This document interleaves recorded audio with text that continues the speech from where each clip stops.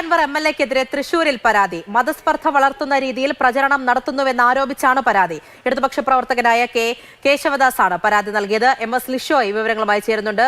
ലിഷോയ്, ഈ പരാതിയിൽ പറയുന്ന കാര്യങ്ങൾ എന്തൊക്കെയാണ് വിവരങ്ങൾ?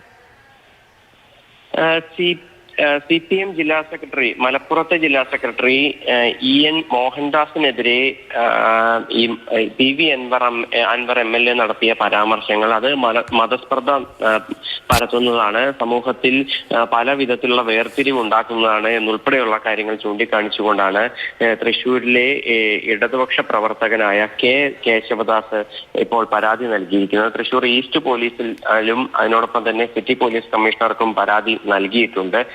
അൻവറിനെതിരെ കടുത്ത നടപടി എടുക്കണം, കേസെടുക്കണം എന്നുൾപ്പെടെയുള്ള കാര്യങ്ങളാണ് പരാതിയിൽ പറയുന്നത്. അതിനോടൊപ്പം തന്നെ എടുത്തു പറയുന്ന മറ്റൊരു കാര്യം ഭരണഘടനാ ലംഘനം, അതായത് MLA ആയി സത്യപ്രതിജ്ഞ ചെയ്യുന്ന സമയത്ത് നടത്തിയ ഈ സത്യപ്രതിജ്ഞാ ലംഘനവും ഭരണഘടനാ ലംഘനവുമാണ് അൻവർ നടത്തിയിരിക്കുന്നത്. അതുകൊണ്ട് കടുത്ത നടപടി അൻവറിനെതിരെ എടുക്കണം എന്നുള്ള ആവശ്യമാണ് കേശവദാസ് നൽകിയിരിക്കുന്നത്.